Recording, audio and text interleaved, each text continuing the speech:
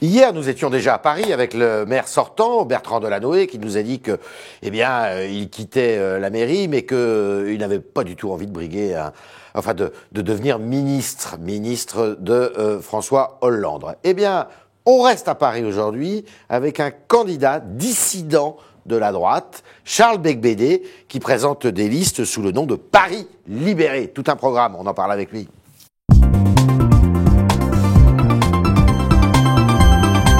Charles Beigbeder, bonjour. Bonjour. Paris libéré. Oui. Trois petites questions pour commencer, oui, non. L'affaire des enregistrements de Patrick Buisson peut-elle nuire au retour de Nicolas Sarkozy? Oui. Oui. Mais c'est vraiment... c'est uniquement oui, non, j'ai pas le droit d'aller développer. Allez-y. En 2 secondes, je trouve que c'est vraiment scandaleux, c'est inadmissible, c'est une violence faite à l'ancien président, si c'est confirmé. D'accord. Copé a-t-il eu raison de réagir comme il l'a fait aux insinuations contre lui portées par un magazine la semaine dernière?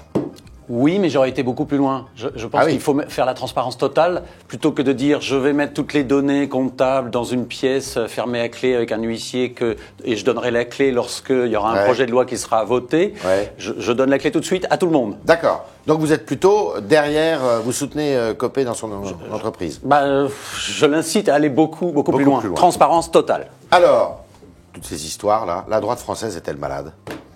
La droite française est en reconstruction. On est dans l'opposition. D'accord. Et c'est important de bien se préparer pour l'alternance de 2017. D'accord. Le pays va mal. Ouais. Paris va mal. Il faut faire un certain nombre de réformes très importantes. Et moi, je m'y emploie, je travaille.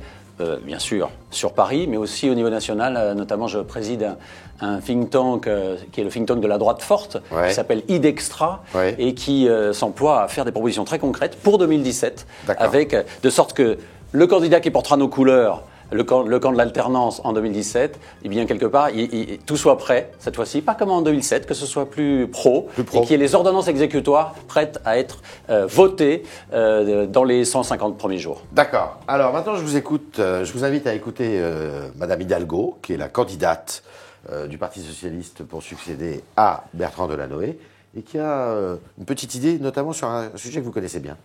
Les jeux, ça coûte cher, y compris la candidature en soi coûte cher, et les jeux dispendieux, je crois que c'est plus du tout d'actualité. Alors, la question qui lui était posée, est-ce que Paris doit être candidat aux Jeux Olympiques de 2024 ? Vous avez vous-même participé au dossier de candidature pour les Jeux d'hiver d'Annecy en 2018. Qu'est-ce que vous êtes d'accord avec elle? C'est trop cher, ça vaut pas le coup? Si, ça vaut le coup. Il y a énormément de retombées.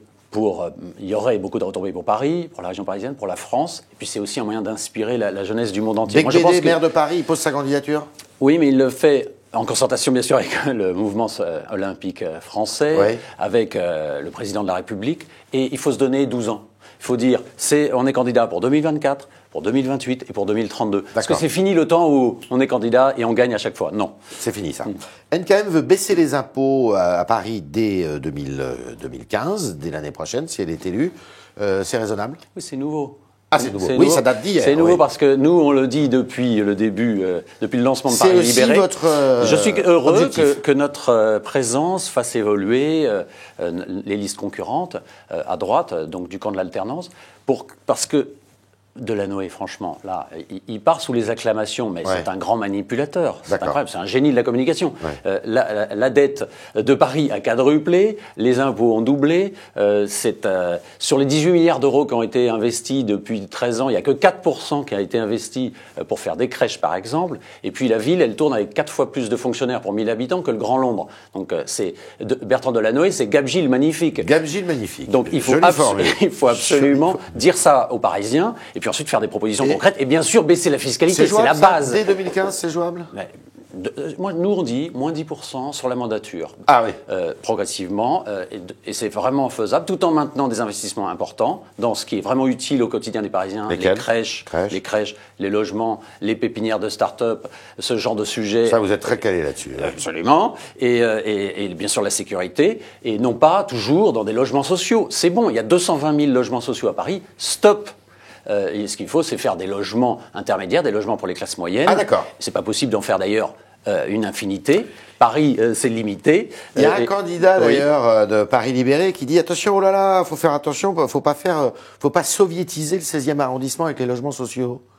Oui, c'est vrai ça? Oui, bien sûr. Vous savez que c'est le projet de Yann Brossat, l'allié communiste d'Anne Hidalgo, qui veut faire des logements sociaux avenue Foch. Ah, d'accord. Nous, on veut pas faire des logements sociaux avenue Foch. On veut refaire l'avenue Foch et la végétaliser parce que c'est vrai qu'actuellement il y a un problème, c'est devenu une artère de circulation pas très jolie. Un égout de voiture. C'est dommage.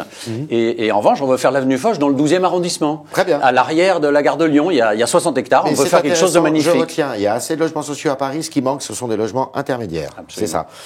Couvrir le périphérique, c'est NKM qui le dit aussi. 10 milliards d'euros. C'est possible, ça? Tout le périph'? C'est pas la priorité. À certains endroits, peut-être, on peut faire quelque chose. J'ai rencontré des habitants, notamment dans le 20e arrondissement, qui se plaignent des nuisances sonores. Donc là, pour 100 millions, on peut faire quelque chose de très bien. La porte de Montreuil, tout ça, là? Oui, en dessous de la porte de Montreuil. Mais il faut pas couvrir tout le périph'. Il y a bien d'autres choses plus urgentes pour les Parisiens. Qu'est-ce qui distingue Charles Becbédé de Nathalie Kosciusko-Morizet dans sa candidature pour Paris? Ce qui nous distingue, c'est que nous sommes des listes société civile.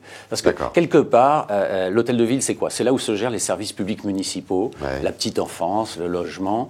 Et ces services sont mal gérés depuis 13 ans, en particulier, et même avant. Fonctionnaires? Parce que, non, il y a des fonctionnaires de qualité, mais c'est des élus qui sont souvent des professionnels de la politique, qui manquent de bon sens, qui ne sont pas des entrepreneurs, des gens qui ont fait leurs preuves dans le secteur privé. Et croyez-moi, c'est de ça dont on a besoin, à Paris et ailleurs d'ailleurs, au niveau national.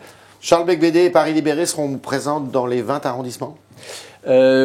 Je l'espère, c'est dur, on bosse dessus. Limite demain, dépôt des candidatures demain. Date limite demain, et donc nous espérons être présents dans la quasi-totalité des arrondissements, avec peut-être quelques arrondissements où nous allons réfléchir, notre comité politique se réunit demain, et nous allons réfléchir sur le 1er, le 5e notamment, le 12e, où peut-être nous pourrions demander à nos candidats de se retirer. Parce que vous ne voulez pas faire le jeu de la gauche, c'est pour ça. Notre objectif principal, c'est l'alternance. Tout faire pour que Anne Hidalgo ne soit pas la prochaine maire de Paris. Et donc, il ne faut pas prendre le moindre risque que notre mouvement, qui a pour but de mobiliser tous les citoyens qui veulent l'alternance et dont beaucoup ne se reconnaissent pas dans les listes de Nathalie. L'idée, c'est de lutter contre l'abstention, lutter contre les citoyens qui en ont ras-le-bol, qui sont prêts peut-être à voter pour les listes extrêmes, de les mobiliser dans Paris Libéré et de se rassembler après le premier tour pour la victoire. Avec quel argent vous faites cette campagne? Des avances des candidats et quelques dons, mais très peu. Vous y êtes de votre poche, beaucoup?